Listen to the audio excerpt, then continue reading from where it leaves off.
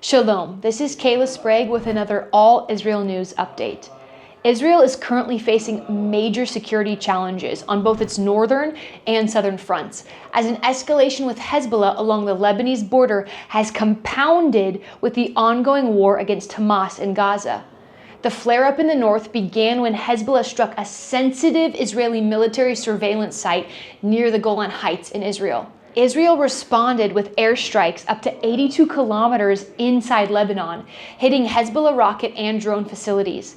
Hezbollah then launched two major rocket barrages at northern Israel on Thursday morning, first targeting the Upper Galilee region with two projectiles, followed shortly after by a much heavier barrage of 40 to 60 rockets that pounded the northern Golan Heights area.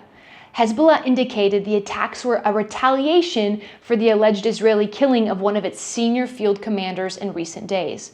The current back and forth appears to be the heaviest fighting between Israel and Hezbollah since their month-long war in the summer of 2006.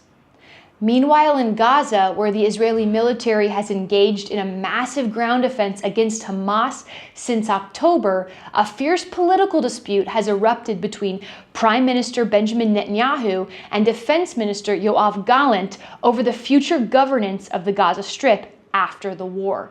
In a televised address, Gallant demanded that Netanyahu make tough decisions to facilitate a non-Hamas Palestinian administration in Gaza when the fighting ends. Gallant was asserting that he will not allow an indefinite Israeli military or civilian presence in Gaza. He argued that a failure to establish a successor to Hamas will undermine the IDF's battlefield achievements and require Israeli forces to repeatedly enter areas that they've already cleared. However, Netanyahu quickly and adamantly rejected Gallant's position. He declared that Hamas must be militarily defeated before any day after arrangements can be contemplated, and he vowed not to let Gaza transition from Hamastan to Fatahstan, implying he sees the Fatah-led Palestinian Authority as no better than Hamas. Netanyahu insisted no other faction will step in to govern Gaza as long as Hamas retains any military capabilities. The rare public clash between Prime Minister and Defense Chief marks the starkest challenge to Netanyahu from within his own cabinet since the Gaza war began 7 months ago. This political infighting comes against the backdrop of increasingly bloody fighting in Gaza, particularly in the northern city of Jabalia and the southern city of Rafah.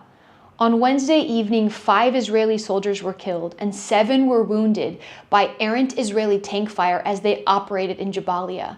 This incident brings the total Israeli military fatalities in the ground invasion to 278, with at least 49 of those attributed to friendly fire, which is heartbreaking. The IDF blames factors like combat exhaustion and communication lapses between units. Israel has recently shifted forces back into Jabalia. This was one of the first objectives when the ground invasion commenced in October after identifying Hamas operatives regrouping in that area.